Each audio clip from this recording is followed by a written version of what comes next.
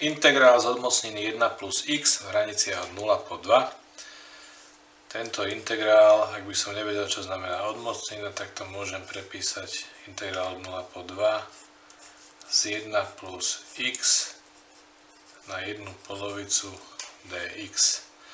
Keby som mal x na 1 polovicu, viem to priamo integrovať. 1 plus x nie je také priamočiare. Môžem si zaviesť substitúciu takú, že y sa rovná 1 plus x. Tým pádom dostanem y na 1 polovicu. Ale ešte sa musím postarať o dy. A keď toto derivujem, je to 1, takže dy sa rovná dx. Takže dostávam integrál 1 plus x nahradím y na 1 polovicu, dx nahradím dy.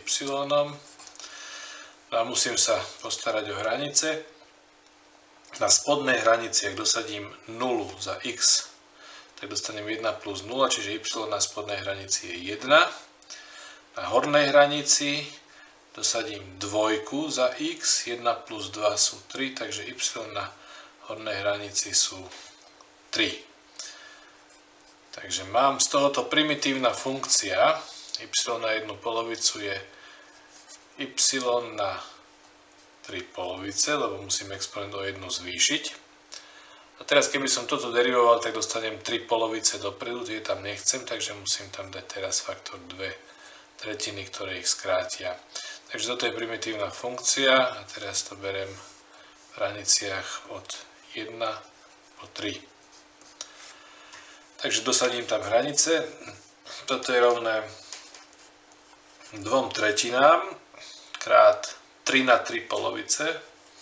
3 na 3 polovice mínus 2 tretiny krát 1 na 3 polovice, a to je 1. Takže mínus 2 tretiny. Teraz ale v tom prvom člene tu mám 3 na 3 polovice delené 3, čiže to je vlastne odmocnina z 3. Takže tu dostanem 2 krát odmocnina z 3 mínus 2 tretiny. Čo prípadne môžem upraviť ešte tak, že tú dvojku vyberiem pred zátvorku, 2 krát odmocnina z 3 mínus 1 tretina, koniec.